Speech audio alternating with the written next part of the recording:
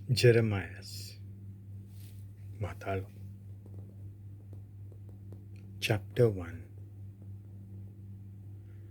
बेंजामिनाच्या प्रांतांतलो अनातोत गांवांत रावतल्या यादनिका मदलो हिल्कियाचो पूत जेरेमायास आची ही उतरां.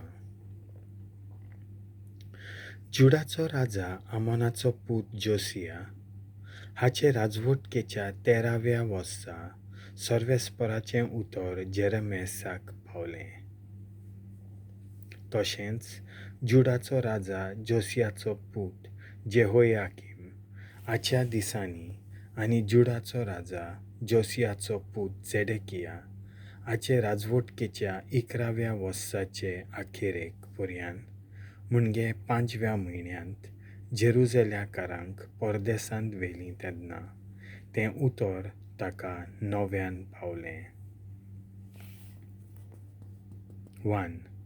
जुडाचेर आनी जेरुजल्याचेर आड बाकितां. ए. जोसियाचे राजवटकेच्या काळार. जेरेमियासाचें आपोवणें. हें सर्वेस्पराचें उतर म्हाका पावलें. कुसव्यान तुका आकारचे आदीं हांवें तुका वळखलो. तूं जल्मूचे आदीं हांवें तुका संस्कारलो. राष्ट्रां खातीर हांवें तुका प्रवादी नेमला.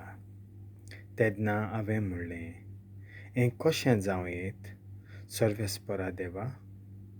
पोळे, हांव उलोवंक नको. हांव एक ल्हान भुरगो. पूण सर्वेस्परान म्हाका म्हणलें,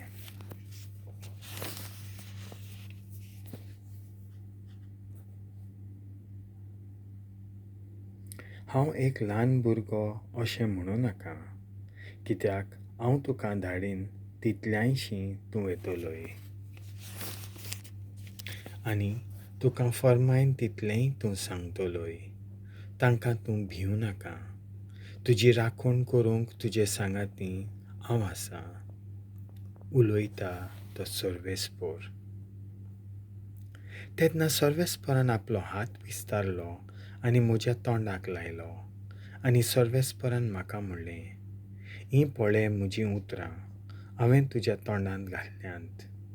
पोळे, umttunk आनी môddun उडोवंक, नास्त करूंक आनी khala उडोवंक, bandunk आनी vompunk, raxttrancher आनी rajeancher आयज हांवें तुका odhikar दिला. सर्वेस्पराचें उतर म्हाका पावलें.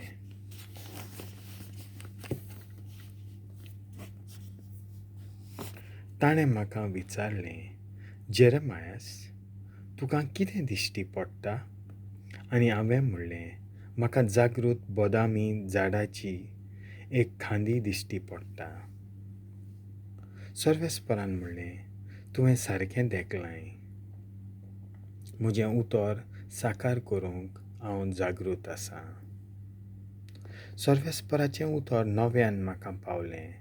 ताणें म्हाका विचारलें, तुका कितें दिश्टी पडटा? हांवें म्हणलें, खotkhot'tolea उदकाचो एक हांडो हांव देखतां. तो पालचो आसून ताचें तोंड Ut'torechean आसा. तेन्ना सर्वेस्परान म्हाका म्हणलें, देसांत रावतल्या सगळ्या लोकांचेर उत्तरे कडसून एक नश्ट देंवून येतलें. कित्याक पोळे, उत्तरेच्या राष्ट्रांतल्या सगळ्या कुळांक हांव आपोवंक वेतां. उलोयता तो सर्वेस्पोर. तीं येतलीं आनी तांचो एक एकलो राजा जेरुजल्याच्या दारवंट्या मुखार सोबोवतीं आसलोल्या ताच्या दुर्गांक आनी जुडाच्या सर नोगरांक फुडो करून आपआपलें शिवासन उबारतले. तांणी म्हाका पाट केल्या, दुसऱ्या देवांक धूप लासला आनी आपल्याच हातांनी केल्ल्या वस्तूंची पुजा केल्या. ह्या तांच्या सर खोटेपणाचेर हांव खास्तीचो निर्णय दितलों. तर आतां तुजें काम करूंक तयार राव. उठ आनी हांव तुका फर्मायतां तितलेंय तांकां कळीत कर.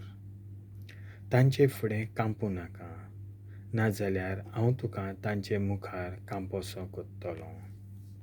पोळे ह्या सगळ्या देशाक म्हणजे जुडाच्या राजांक आनी कुंवरांक, ताच्या याज्ञिकांक आनी गांवच्या लोकांक तुवें विरोध करूंक जाय म्हणून आयज हांवें तुका केला. कोश्टांनी घोट केल्लें एक शार, एक लोखंडाचो खांबो आनी एक पितूळचें दुरीग, तीं सगळीं तुजे आड झुजतलीं, पूण केन्नाच तुजेर जैत वचची नात.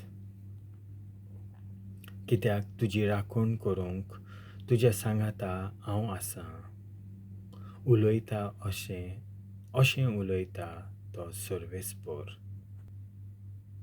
देवाचें उतर हें.